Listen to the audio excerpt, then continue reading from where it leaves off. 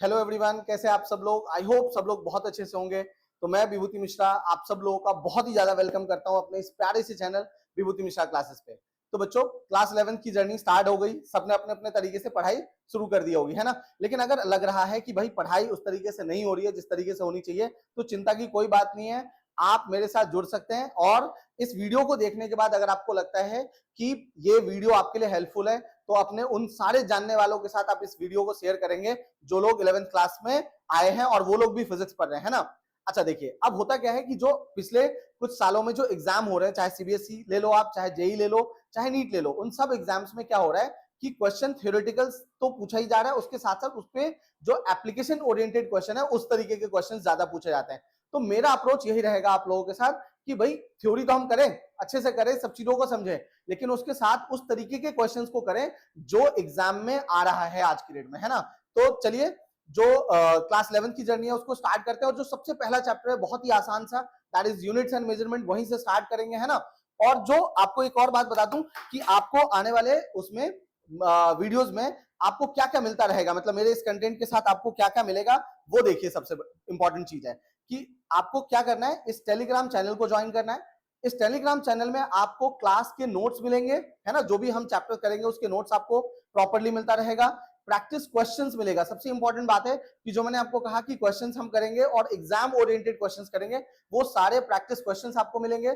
जितने भी important notifications होंगे क्लास से रिलेटेड, असाइनमेंट से रिलेटेड, ये सब आपको अपडेट्स वगैरह मिलता रहेगा। तो इंपॉर्टेंट ये है कि आप इस टेलीग्राम चैनल को ज्वाइन कर लें। इसका लिंक आपको डिस्क्रिप्शन बॉक्स में मिल जाएगा, वहां से आप जाकर के इस चैनल को ज्वाइन कर सकते हैं, ठीक है। अब चलिए बिना किसी देरी के क्या करते हैं बच्चों, अपने इस चैप्टर को स्टार्ट करते हैं, जो कि क्या है, यूनिट्स एंड मेजरमेंट, ठीक है जी। अब इस यूनिट्स मेजरमेंट में सबसे पहली चीज जो हमें पढ़ना है वो है कि फिजिकल क्वांटिटी आखिरकार होता क्या है ना। हम किसको बोलते हैं फिजिकल क्वांटिटी। तो देखिए, हर वो चीज जिसको हम मेजर कर सकते हैं, है ना, जिसकी भी अपनी एक मेजरमेंट हो सकती है बाय यूजिंग एनी इंस्ट्रूमेंट। मतलब अगर मास है तो उसके लिए हमें वेइंग मशीन यूज करना पड़ेगा। अगर मुझे इस पेन का लेंथ मेजर करना है तो मुझे इसके लिए क्या करना पड़ेगा बच्चों, सेंटीमीटर या मीटर, डिपेंडिंग अपॉन कि कितना बड़ा लेंथ है। आप जैसे इस पेन का साइज मेजर करना है तो सेंटीमीटर स्केल से काम चल जाएगा। तो हर वो चीज जिसको आप मेजर कर सकते हो, और मेजर करने के लिए हमारे पास एक मेजरिंग डिवाइस होगा, उसके हेल्प से जब आप मेजर करोगे उन सारी क्वांटिटीज को क्या बोल सकते हो, फिजिकल क्वांटिटी बोलते हैं, ठीक है जी बच्चों।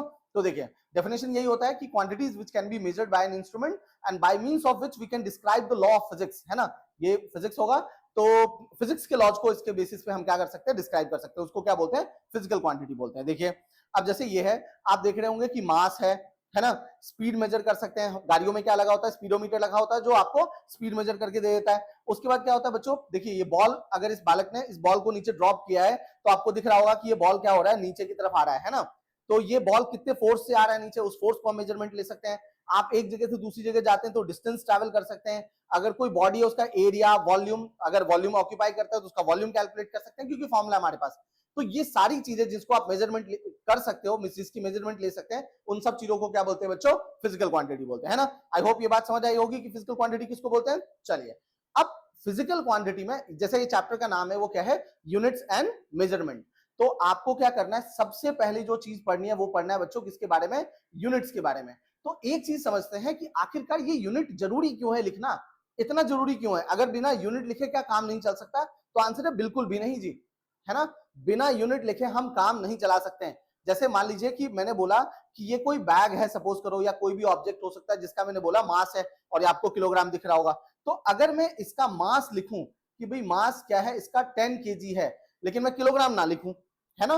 और जैसे इस बॉल पे क्या लग रहा है, बॉल पे नीचे की तरफ फोर्स लग रहा है, ग्रेविटेशनल फोर्स। तो अगर मैं बोलूं कि इस बॉडी पे फोर्स लग रहा है 10 न्यूटन का या 20 न्यूटन का, लेकिन मैं न्यूटन ना बताऊं आपको, तो आपको ये पता ही नहीं पड़ेगा कि एम क्या है, मास है, और एफ क्या है, फोर्स है। अच्छा चलो, अभी तो आप लोग पढ़ रहे हो, मैं बता भी रहा हूं, तो आपको समझ आ जाएगा कि सर एम को क्या करते हैं, मास से डिनोट करते हैं, और एफ को क्या करते हैं, फोर्स से डिनोट करते हैं। लेकिन अगर आप कभी और कहीं पे भी ऐसे रैंडमली कहीं पे लिखा हुआ देखोगे, तो आप कैसे आइडेंटिफाई करोगे कि एम मास ही होगा और एफ क्या होगा, फोर्स ही होगा। तो ये जो रिप्रेजेंटेशन है ना, एफ या एम जो सिंबल होता है, ये उतना मैटर नहीं करता। ये ध्यान रखना कि ये उतना मैटर नहीं करता। मैटर क्या करता है, इसके आगे लिखा होने वाला यूनिट। यानी अगर मैं एम के आगे 10 केजी लिख दूंगा तो ये एम क्या कहलाएगा, मास। लेकिन अगर इसी एम के आगे आप 10 न्यूटन लगा दोगे तो ये फोर्स हो जाएगा जी। हाँ, बस ये अलग बात है कि हम फोर्स को m से डिनोट नहीं करते हैं, लेकिन ऐसा कहीं नहीं लिखा हुआ है कि आप डिनोट नहीं कर सकते, है ना। तो ये मेरा कहने का मतलब है कि रिप्रेजेंटेशन उतना मैटर नहीं करता जितना कि ये यूनिट मैटर करता है।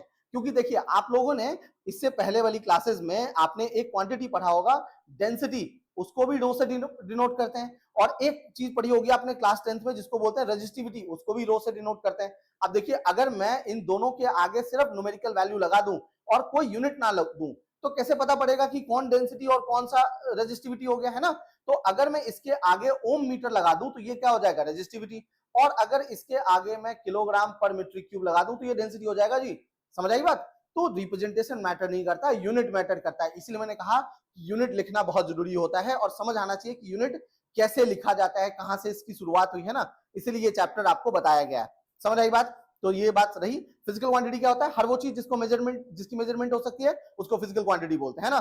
तो जैसे अब मान लो इमोशंस होता है, मैं कितना खुश हूं या कितना दुखी हूं, इसको थोड़ी कोई मेजरमेंट कर सकता है ना, इसके लिए कोई डिवाइस है। ज्यादा और कम तो ये होता है, लेकिन इसका कोई डिवाइस नहीं है जिससे आप इसको मेजरमेंट ले सकते हो इसकी, है ना। तो ये फिजिकल क्वांटिटी नहीं है, लेकिन जिन जिन चीजों को मेजर कर सकते हैं वो सब क्या होता है, फिजिकल क्वांटिटी होता है। आई होप समझ आया होगा। चलिए बहुत बढ़िया बात, आगे बढ़ते हैं। अब ये जो फिजिकल क्वांटिटी होता है बच्चों, वो कितने तरीके का होता है, 3 तरीके का होता है। एक होता है स्केलर, एक होता है वेक्टर, और एक और होता है जिसको आप लोगों ने पढ़ा तो है लेकिन आपको नाम नहीं बताया गया है, और वो क्या होता है बच्चों, रेशियो होता है ना। तो स्केलर क्वांटिटी क्या होता है, जिसके पास सिर्फ मैग्नीट्यूड होगा। हर वो क्वांटिटी जिसके पास सिर्फ क्या होगा बच्चों, मैग्नीट्यूड। अच्छा, मैग्नीट्यूड से याद आया कि भाई कैसे पता लगाएंगे कि मैग्नीट्यूड क्या होता है, मतलब किस किस चीजों को मिलाकर के मैग्नीट्यूड बनता है।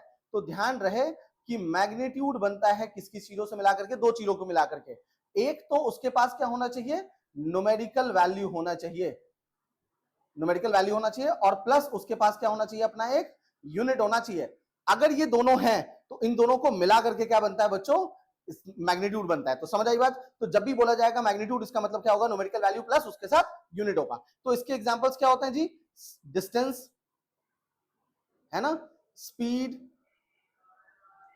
उसके बाद क्या होगा, वर्क डन, एक्सेट्रा। ऐसे और बहुत सारे एग्जांपल्स होंगे। तो जब जब हम फिजिक्स में आगे बढ़ेंगे हमें बता पड़ता जाएगा कि कौन कौन स्केलर क्वांटिटी है। अच्छा, दूसरा क्या होता है बच्चों, वेक्टर क्वांटिटी।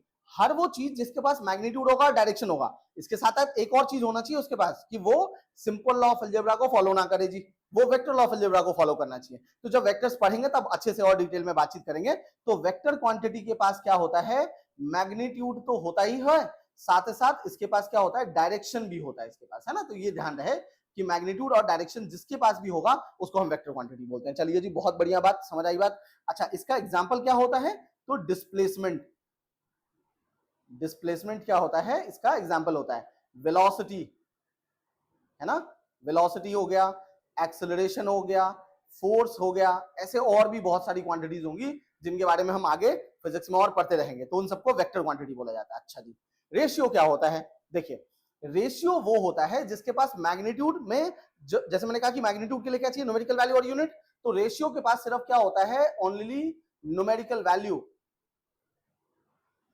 Numerical value. इसके पास कोई यूनिट नहीं होगा अपना, है ना। तो स्केलर और वेक्टर के पास न्यूमेरिकल वैल्यू होता है, लेकिन इसके पास कोई अपना यूनिट नहीं होता इसके पास। तो ध्यान रहे, इसका एग्जांपल क्या होता है बच्चों, इसका एग्जांपल होता है, अभी आपने 10th क्लास में पढ़ा है, रिफ्रैक्टिव इंडेक्स। समझ आ रही बात, रिफ्रैक्टिव इंडेक्स। देखिए फॉर्मूला क्या होता था, C/V, है ना, speed of light in vacuum to the speed of light in medium. तो ऊपर भी स्पीड ऑफ लाइट, नीचे भी स्पीड ऑफ लाइट, उसका कोई यूनिट नहीं होता है। एक और यूनिट, एक और होता है रिलेटिव डेंसिटी, जो अभी बताया था डेंसिटी, वैसा ही रिलेटिव डेंसिटी। इसका फॉर्मूला क्या होता है, density of substance to the density of water. ऊपर भी डेंसिटी, नीचे भी डेंसिटी, कोई यूनिट नहीं बचेगा इसके पास, है ना। और भी क्वांटिटीज होती है, लेकिन हम अभी बस एक एग्जांपल के तौर पे इसको पढ़ रहे हैं कि जितनी भी फिजिकल क्वांटिटी है, जिन सबको मेजर कर सकते हैं, उसको 3 पार्ट्स में ब्रेक किया जा सकता है। वन इज स्केलर, वेक्टर और रेशियो हो गया। आई बात समझ में। चलिए आगे बढ़ते हैं जी इसमें। अब देखिए अगला क्या होता है कि जो हम यूनिट पढ़ने जा रहे हैं, है ना, हमें ये समझना पड़ेगा कि यूनिट आखिरकार होता कितने टाइप का है। तो 3 तरीके का यूनिट होता है जी, एक होता है फंडामेंटल, एक होता है डिराइव्ड, और एक होता है सप्लीमेंट्री, है ना। तो ये 3 टाइप के आपको ध्यान रखना है, इसी तीनों के बारे में हमें बातचीत करनी है। अब फंडामेंटल, जैसे हमें पता लग रहा है कि आखिरकार ये फंडामेंटल क्या होगा। फंडामेंटल वो यूनिट होता है जो सबसे बेसिक होगा, है ना। अगर मैं इसके बारे में बात करूं तो ये क्या होगा, सब बेसिक यूनिट्स, मतलब जो किसी और क्वांटिटी पर डिपेंड नहीं करेगा, मतलब ये अपने आप में सफिशिएंट है दूसरों को बताने के लिए। मतलब दूसरे का यूनिट जब हम देंगे तो इसके हेल्प से देंगे। तो तो ये बेसिक यूनिट है। आई बात समझ में? चलिए, और डिराइव्ड क्या होगा? वो यूनिट जो फंडामेंटल से डिराइव्ड होगा, मतलब फंडामेंटल से मिलकर के बनेगा। चलिए, तो ये बात तो समझ आई कि भाई तीन तरीके का होता है, फंडामेंटल, डिराइव्ड और सप्लीमेंट्री। सप्लीमेंट्री क्या होता है उसके बारे में आगे बातचीत करेंगे इसके अंदर, है ना। मतलब नाम से पता लग रहा होगा कि कोई ऐसा यूनिट जो शायद फंडामेंटल और डिराइव्ड में ना आता हो, अलग से ऐड किया गया होगा, और वैसा ही कहानी है, तो उस पर भी बातचीत करेंगे अभी आगे। चलिए आगे चलते हैं। तो फंडामेंटल की अगर डेफिनेशन की बात करें, फंडामेंटल क्वांटिटी या फंडामेंटल यूनिट, तो ये बोला जाता है कि ऐसी क्वांटिटीज जो दूसरों पर डिपेंड ना करे। So quantities which are independent of all other quantities and do not require the help of any other physical quantity for their definition. किसी और physical quantity की कोई जरूरत नहीं है इसको definition के लिए। समझ आई बात? चलिए, तो अब इसमें देखिए, बहुत पहले के टाइम पे जब फिजिक्स वगैरह डेवलप हो रहा था, साइंस डेवलप हो रहा था, है ना, मतलब लोग इसके बारे में पढ़ रहे थे, लॉज ऑफ फिजिक्स वगैरह के बारे में, तो अर्ली डेज में आप सोच के देखिए कि कोई कम्युनिकेशन थोड़ी रहा होगा। सब अपने अपने तरीके से क्या कर रहे थे, चीजों को यूनिट दे रहे थे, है ना। जैसे अब मान लीजिए इंडिया ही है, अलग अलग रीजन्स हैं, अब सबके अंदर पूरे अलग अलग स्टेट में देखो कितनी सारी भाषाएं यूज होती है। क्यों? क्योंकि जो लोग जहां रह रहे थे अपने अपने हिसाब से अपने बोलचाल शुरू कर ली उन्होंने। ऐसे ही सेम था कि भाई जो फिजिकल क्वांटिटीज होती है उन सबको यूनिट देने के लिए लोगों ने अपने अपने तरीके से क्या करा, एक सिस्टम डेवलप कर लिया कि क्या कैसे यूनिट देंगे। तो इनिशियल डेज में क्या था, जो फंडामेंटल फिजिकल क्वांटिटी होता है या फंडामेंटल यूनिट कह लो आप इसको, तीन क्वांटिटीज को क्या करा गया बच्चों, फंडामेंटल माना गया। किस किस को? देखिए, तीन क्वांटिटीज को फंडामेंटल मानते हैं। जो हमारा मास होता है, अगर हम बात करें, जो हमारा मास है उसको फंडामेंटल माना गया। ये कहां गया? हाँ, मास को फंडामेंटल माना गया। लेंथ और टाइम को भी फंडामेंटल माना गया। तो तीन बेसिक चीजें हैं जिसको फंडामेंटल माना गया था। अगर इसका कलर चेंज कर ले हम तो हमें ज्यादा अच्छे से दिखाई देगा जी। चलिए, तो मास, अब आते हैं इस बात पे कि जो मास है वो फंडामेंटल फिजिकल क्वांटिटी लिया गया, लेंथ और टाइम। और जो अलग अलग सिस्टम्स है, जैसे एमकेएस, सीजीएस और एफपीएस सिस्टम, तीन अलग अलग सिस्टम फॉलो होते थे। तो एमकेएस का मतलब क्या होता है, मीटर किलोग्राम सेकेंड। सीजीएस का मतलब क्या होता है, सेंटीमीटर ग्राम और सेकेंड। और एफपीएस का मतलब क्या होता है, फुट पाउंड और सेकेंड होता है। अलग अलग जगह यूज करते थे। जैसे एफपीएस सिस्टम क्या होता है, यूरोपियन सिस्टम है, ब्रिटिश मतलब वहां पे ब्रिटिश सिस्टम में ये ज्यादा यूज होता है सब एफपीएस सिस्टम। आज भी जाओगे तो आपको वहां पे ज्यादा ये सब यूज होगा।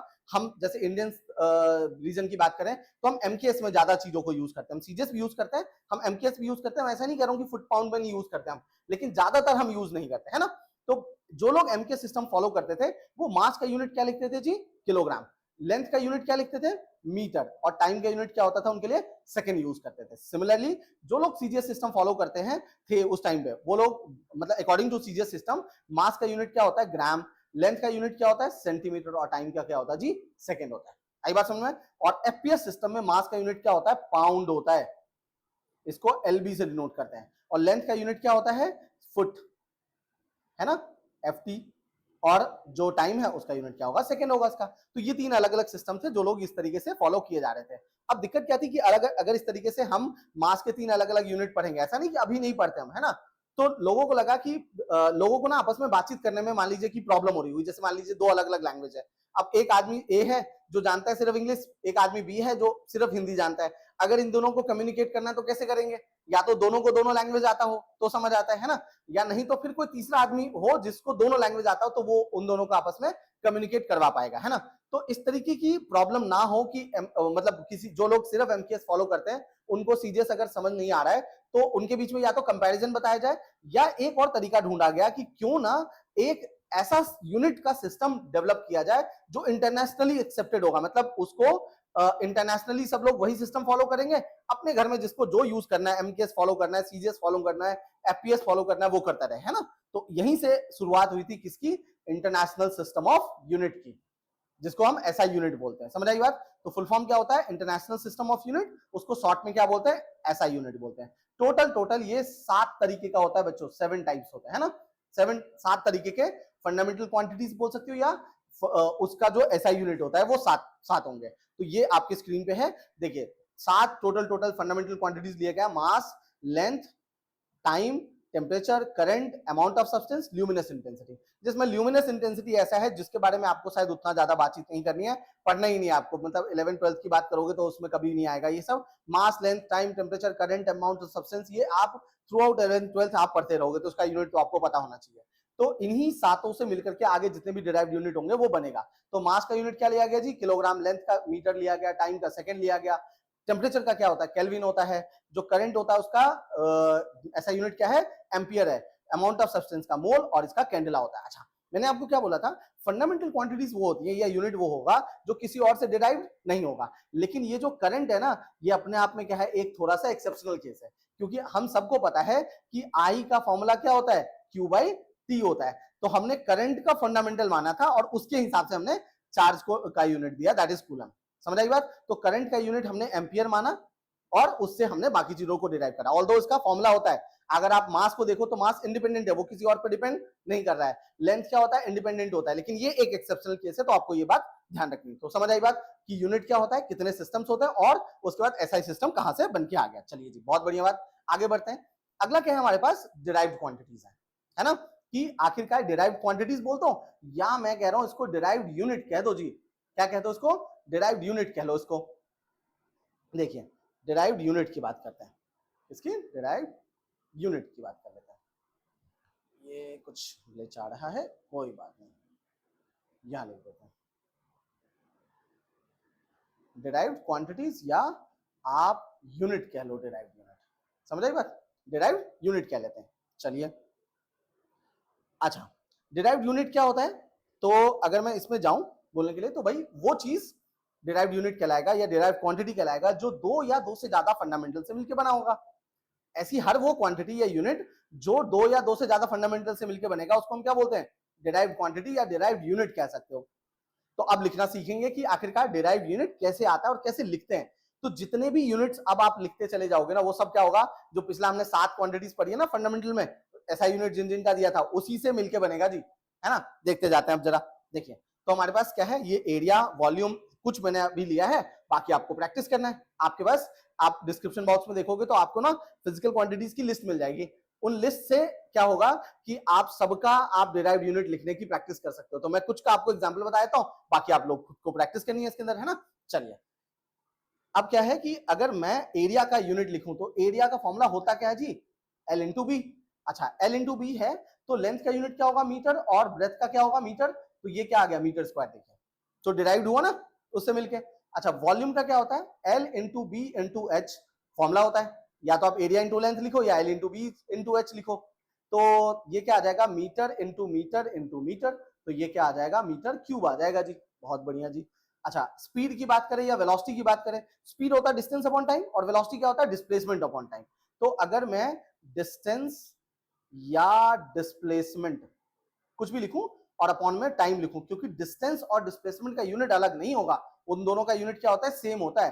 तो इसका यूनिट क्या होगा, मीटर, और टाइम का क्या होगा, सेकंड। तो ये क्या बन जाएगा, मीटर पर सेकंड बन जाएगा। समझ आ रही बात। अच्छा, एक्सेलरेशन की बात करें तो एक्सेलरेशन होता है change in velocity, change in velocity upon time taken, time. तो वेलोसिटी का क्या आ गया, मीटर पर सेकंड। तो अगर वेलोसिटी का यूनिट मीटर पर सेकंड है तो चेंज इन वेलोसिटी का भी तो मीटर पर सेकंड ही होगा।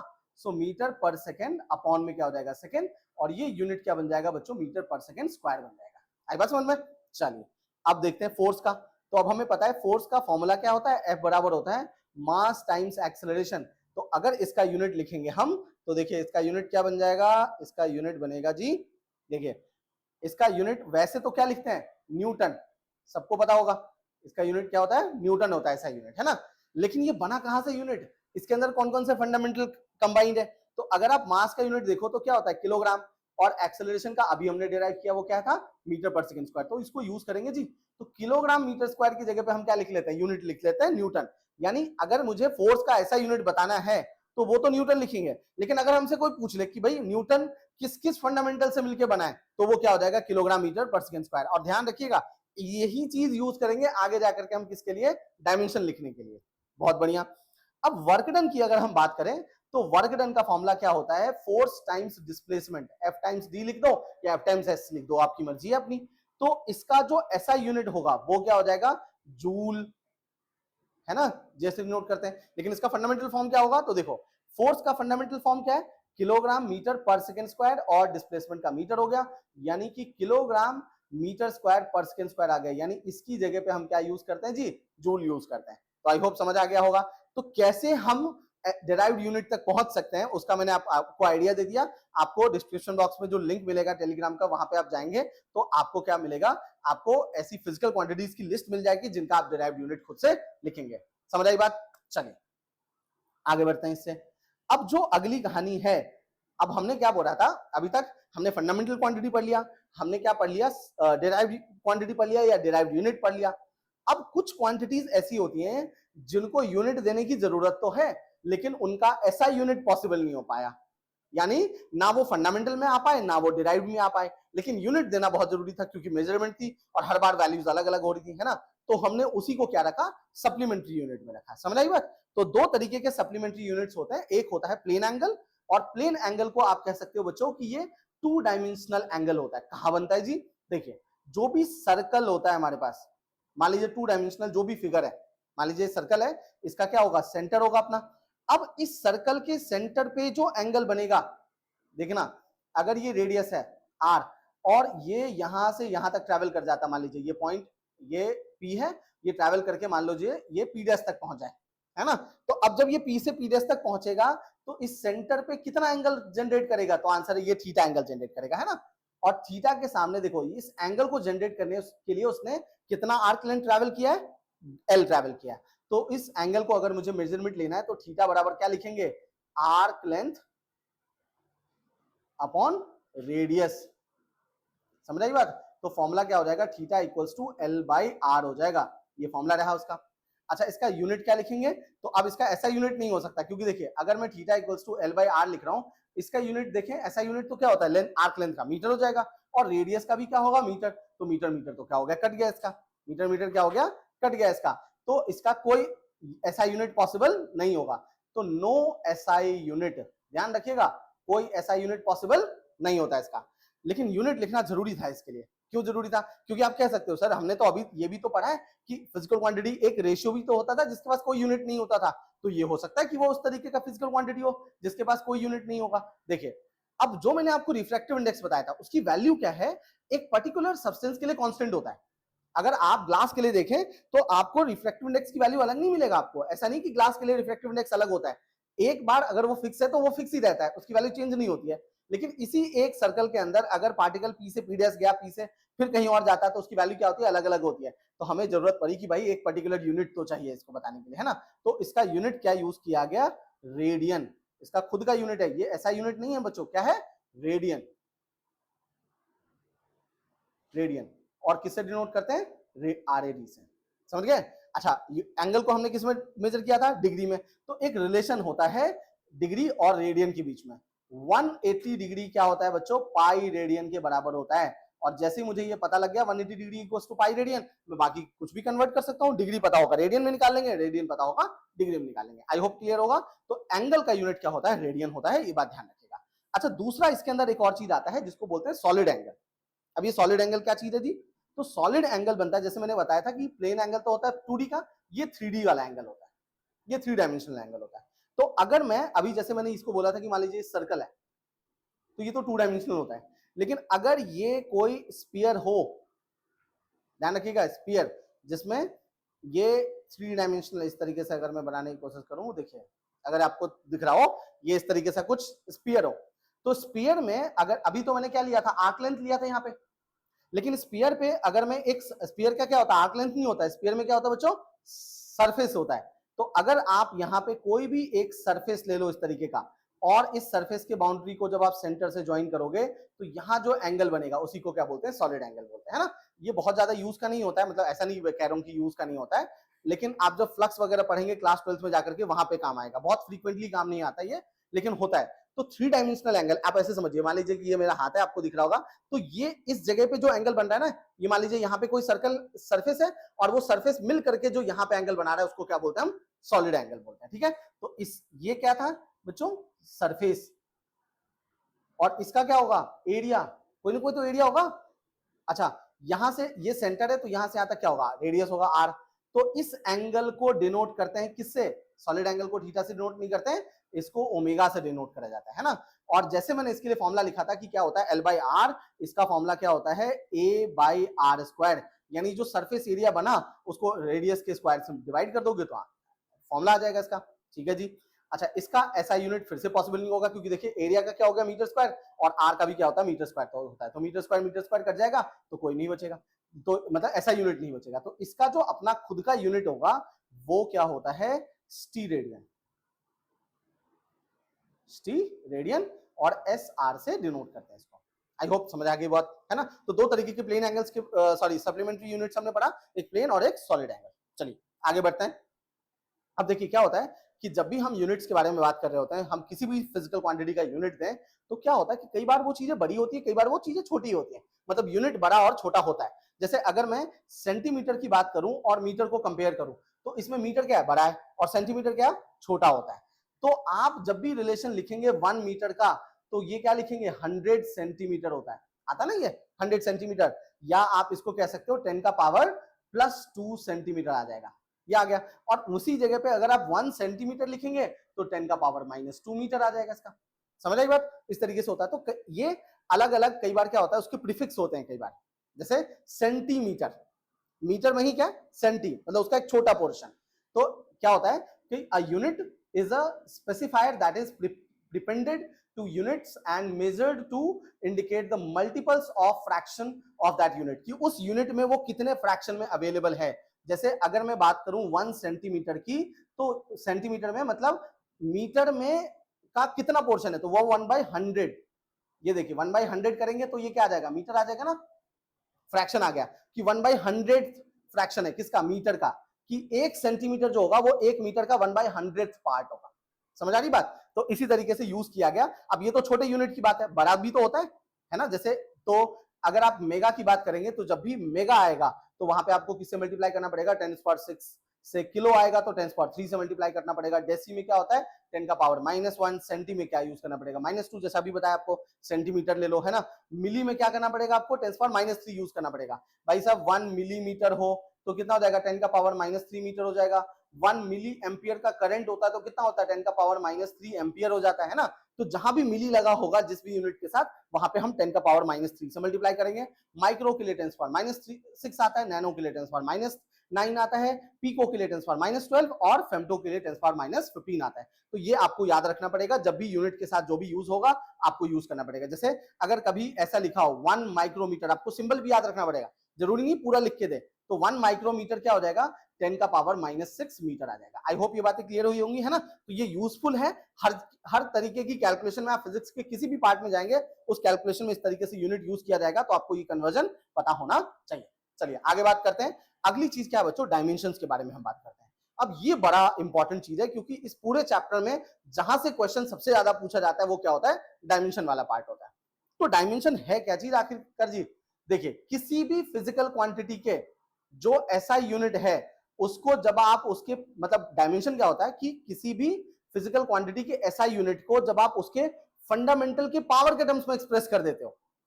मैं क्या कह रहा हूं, फिर से ध्यान से सुनिएगा, किसी भी फिजिकल क्वांटिटी के ऐसा यूनिट को जब आप उसके फंडामेंटल के पावर के टर्म्स में एक्सप्रेस कर देते हो, तो वो क्या बन जाता है, उसका डायमेंशन बन जाता है। यानी पता हो कि ये ऐसा यूनिट किस किस फंडामेंटल से मिलकर बना है और कितनी क्वांटिटी में मिलकर बना है ना, कितनी क्वांटिटी में मिलकर बना है। तो डेफिनेशन क्या होता है, dimension of a physical quantity are the powers to which the fundamental unit must be raised in order to represent it. मतलब उस ऐसा यूनिट को रिप्रेजेंट करने के लिए हम जिस भी फंडामेंटल यूनिट को यूज करेंगे इन टर्म्स ऑफ पावर, उसको हम डायमेंशन बोल देते हैं। एग्जांपल से समझेंगे, आप सब समझ आएगा आप ये आपको, है ना। देखिए आपको पहले तो फंडामेंटल क्वांटिटीज जो होती है ना, उसके डायमेंशंस की बात करनी पड़ेगी। तो जो मास था हमारे लिए, क्या बच्चों, मास, देखिए मास का डायमेंशन क्या होता है, मास का यूनिट तो हमने क्या पढ़ा था, किलोग्राम था, उसका डायमेंशन क्या होता है, कैपिटल एम से नोट करते हैं। और ध्यान रहे कि हम ये स्क्वायर ब्रैकेट ही यूज करते हैं डायमेंशन को लिखने के लिए। लेंथ का क्या होगा, मीटर होता है यूनिट, उसके लिए डायमेंशन एल यूज करते हैं। टाइम के लिए क्या होता है, कैपिटल टी होता है। जो टेम्परेचर है उसके लिए हम कैपिटल के भी यूज करते हैं और कैपिटल थीटा भी यूज कर सकते हैं डिपेंडिंग। अच्छा, करंट जो होता है उसके लिए हम क्या यूज करते हैं, एम्पियर होता है, तो ए यूज कर सकते हैं। और कई जगह पे इसको आई से भी नोट कर लिया था, तो ऐसे भी याद रख सकते हो आप इसको। अमाउंट ऑफ सब्सटेंस के लिए मोल होता है, तो उसको डायरेक्टली मोल में, और कैंडेला के लिए सीडी यूज करते हैं। ये जो तीन है ना, ये हमारे लिए बड़े काम की चीज है। मेजॉरिटी ऑफ द क्वांटिटी का जो डायमेंशन लिखेंगे वो इसी के फॉर्मेट में लिखेंगे, है ना। तो अगर हम जनरल फॉर्मेट की बात करें कि भाई साहब ऐसा जो डायमेंशन है उसका जनरल फॉर्मेट क्या होता है, तो आप ये ध्यान रखिएगा, जनरल फॉर्मेट में जनरल फॉर्मेट में हम इसको ऐसे लिखते हैं m to the power a, l का पावर b और t का पावर क्या होता है c होता है ना, ऐसे लिखते हैं। और अगर किसी में टेम्परेचर भी आ जाएगा, किसी में करंट भी आ जाएगा, तो इसके साथ इसके आगे ऐड करते चले जाएंगे। लेकिन जो मैक्सिमम क्वांटिटीज आप पढ़ोगे उसमें हम mlt के टर्म्स में ही रिप्रेजेंट करते हैं। आई होप बात समझ आ गई होगी। चलिए, तो अब लिख के देखेंगे कि ये तो फंडामेंटल के डायमेंशंस हो गए, लेकिन जो डिराइव्ड क्वांटिटीज थे उनके डायमेंशंस कैसे लिखे जाएंगे, है ना। चलिए, तो देखिए हमारे पास क्वेश्चन आ गया कि बोला गया कि find the dimensional formula of the following physical quantities. और सबसे पहले किसका लिखना बच्चों, वेलोसिटी का। देखिए, तो अब वेलोसिटी का यूनिट क्या अगर आप इसका फॉर्मूला देखें तो वेलोसिटी क्या होता है, डिस्प्लेसमेंट अपॉन टाइम।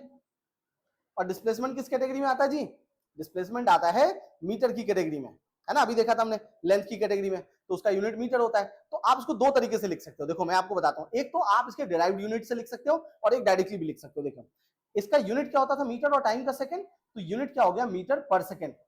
तो ये तो इसका ऐसा यूनिट हो गया। डायमेंशन क्या बताया था कि किसी के भी ऐसा यूनिट को जब उसके फंडामेंटल के पावर के टर्म्स में रिप्रेजेंट करोगे तो आपको देखना पड़ेगा कि इस यूनिट में कौन कौन से फंडामेंटल यूज हुए हैं, है ना। तो आपको देखो कि मीटर यूज हुआ एक तो, और टाइम यूज हुआ है। तो इसका डायमेंशन जब हम लिखेंगे तो देखिए मैंने जनरल फॉर्मेट क्या बताया था, MLT बताया था। अब देखो पावर पुट करेंगे, m किसके लिए, मास के लिए। अब मास तो है ही नहीं इसके अंदर, तो इसका पावर क्या हो जाएगा, 0। अच्छा लेंथ तो है, तो लेंथ का पावर क्या है यहाँ पे, 1, तो ये 1 हो गया, और t क्या हो गया, -1 हो गया। तो ऐसे भी लिख सकते हैं, और इसको जनरली हम LT -1 से भी रिप्रेजेंट कर सकते हैं। आई होप बात समझ में आई होगी। चलिए आगे बढ़ते हैं। दूसरा हमारे पास क्या है, एक्सेलरेशन। देखिए एक्सेलरेशन, इसका जो फॉर्मूला होता है delta v by delta T. अब डेल्टा से घबराना नहीं है, change in velocity by time होता है। तो वेलोसिटी का डायमेंशन क्या लिख लिया हमने अभी, दी LT -1। अब जो बना चुके उसको तो यूज करेंगे आगे। तो ये क्या हो जाएगा, LT -1 हो जाएगा, और डिनोमिनेटर में क्या आ जाएगा, t आ जाएगा। तो ये क्या आ गया, LT -2 आ गया इसका डायमेंशन। तीसरा देखिए जी, तीसरा क्या है, फोर्स। अच्छा फोर्स का क्या था फॉर्मूला, मास टाइम्स एक्सेलरेशन। तो m का तो m आ गया, है ना, और एक्सेलरेशन का क्या आ गया, LT -2 अभी बनाया था हमने। तो पूरा मिलकर के क्या हो जाएगा, MLT -2 हो जाएगा। देखिए कितना आसान होता है डायमेंशन बनाना, है ना, सबका लिखते चले जाएंगे। अच्छा अगला क्या है जी, वर्क डन। वर्क बोल दो या एनर्जी बोल दो, दोनों एक ही बात होती है। तो वर्क डन का क्या होता है, फोर्स टाइम्स डिस्प्लेसमेंट। तो फोर्स का डायमेंशन क्या है, MLT -2, और डिस्प्लेसमेंट का क्या हो गया, L हो गया। तो ये डायमेंशन क्या बन गया बच्चों, ML2T -2। समझ आ रही बात, है ना। ऐसे से करते जाना इन सब बातों को। तो फोर्स का वर्क डन का डायमेंशन क्या आ गया, MLT -2 आ गया। बहुत बढ़िया जी, बहुत शानदार। अगला क्या है, देखिए टॉर्क। तो सबका बस फॉर्मूला पता होना चाहिए हमारे पास, फॉर्मूला पता होगा हम निकालते चले जाएंगे डायमेंशन। तो टॉर्क का फॉर्मूला क्या होता है जी बच्चों, टॉर्क का होता है टॉर्क क्या होता है, एंगुलर फोर्स, ऐसा फोर्स जो बॉडी को रोटेट करवा दे, तो इसको बोलते हैं फोर्स इनटू परपेंडिकुलर डिस्टेंस। अब इस बात में घबराना नहीं है, इस बात में नहीं घबराना कि परपेंडिकुलर डिस्टेंस क्या होता है, भाई साहब यूनिट तो वही होता है जो डिस्टेंस का होता है।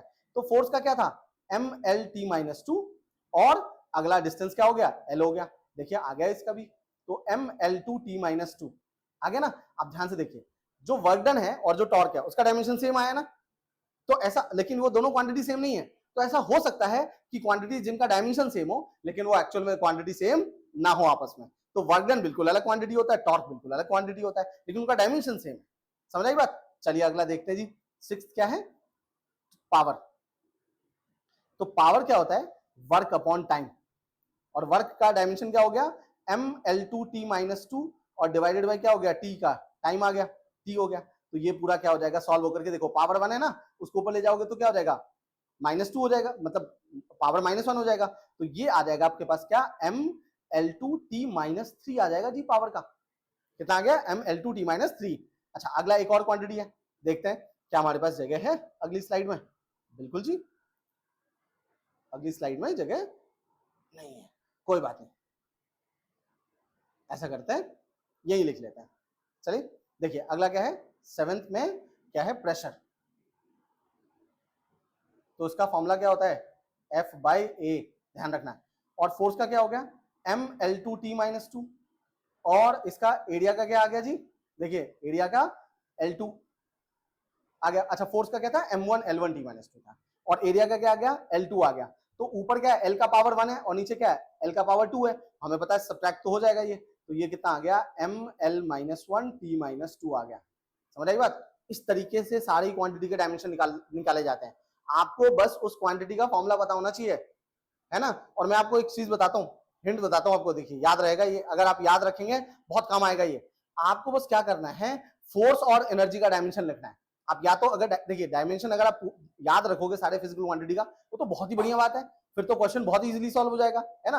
लेकिन अगर याद नहीं है तो मैं आपको बताता हूं कि फोर्स और एनर्जी का याद रखिए, क्योंकि फिजिक्स में मैक्सिमम जो फॉर्मूला होता है वो होता है फोर्स और एनर्जी के हेल्प से बनता है ना। ध्यान रखिएगा इस बात को, आप आगे देखेंगे तो आपको समझ आ जाएगा खुद भी। चलिए आगे चलते हैं जी।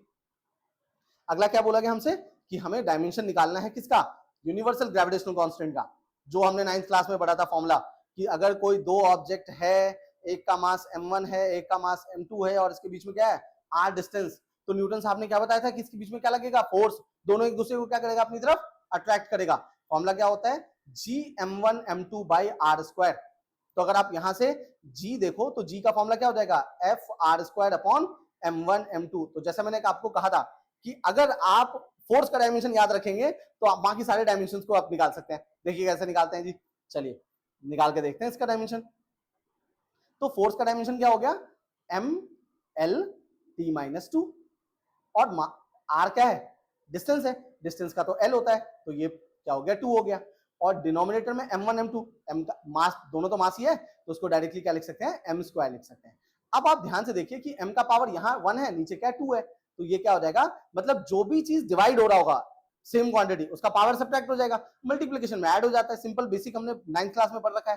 तो m का पावर -1 हो जाएगा, l यहाँ पे देखिए 1 है, यहाँ पे 2 है, तो l3 हो गया और t -2 आ गया। ये किसका डायमेंशन है जी का, यूनिवर्सल ग्रेविटेशनल कांस्टेंट का। एक और फॉर्मूला सीखते हैं हम, डायमेंशन फॉर्मूला, ये किसका है जी, प्लैंक्स कांस्टेंट का।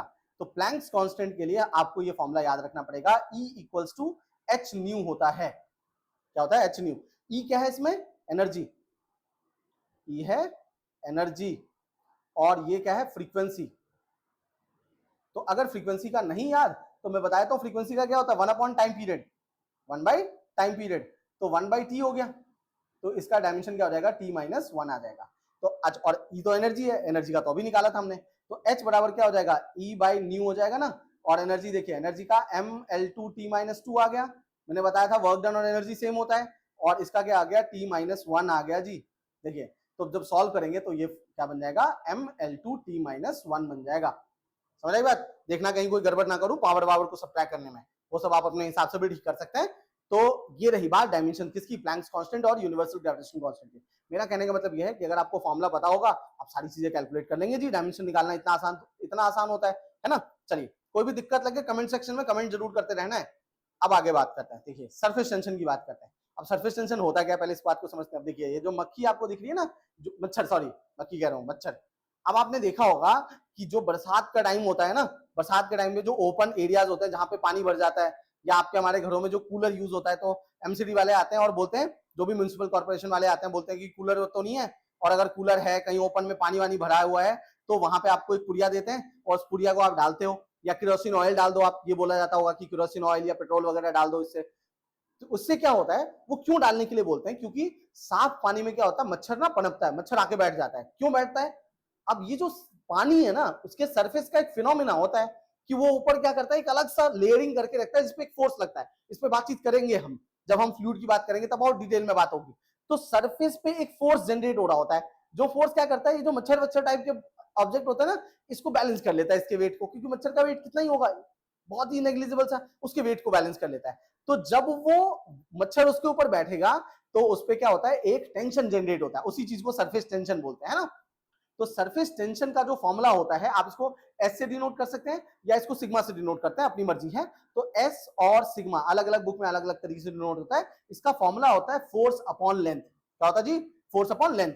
अब देखिए फोर्स का डायमेंशन क्या है, एम एल टी -2, और लेंथ का डायमेंशन क्या हो गया, एल हो गया।